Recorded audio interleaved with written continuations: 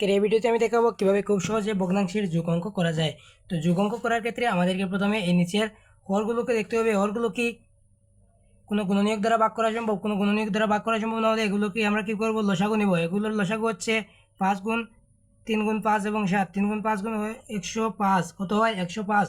এবং উপরের সংখ্যাগুলোকে আমরা কীভাবে যোগ করবো সেটি দেখি।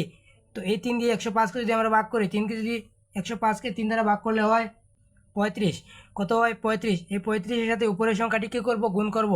এই 3 105-এর মধ্যে কতবার যায়, 35 বার। এই 35কে আমরা কি 4-এর মধ্যে 4-এর সাথে গুণ করব। 4-এর সাথে যদি গুণ করি, তো প্রথমে আমি লিখে দেখাই কীভাবে হচ্ছে। 35 গুণন 4 প্লাস, অর্থাৎ যোগ হবে। এবং 5 105-এর মধ্যে কতবার যায়, 5 105-এর মধ্যে যায় কতবার, 21 বার। কতবার যায়, 21 বার। 21কে আমরা 3-এর সাথে গুণ করবো। 21কে কিসের সাথে গুণ করব, 3-এর সাথে।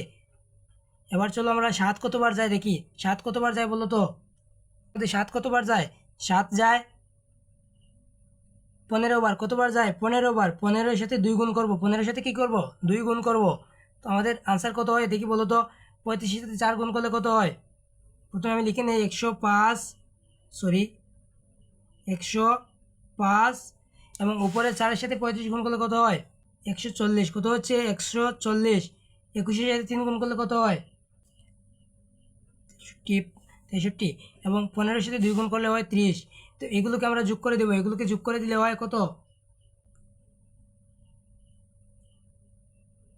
233, 105। এই হচ্ছে আমাদের নির্ণেয় ভগ্নাংশের যোগফলটি।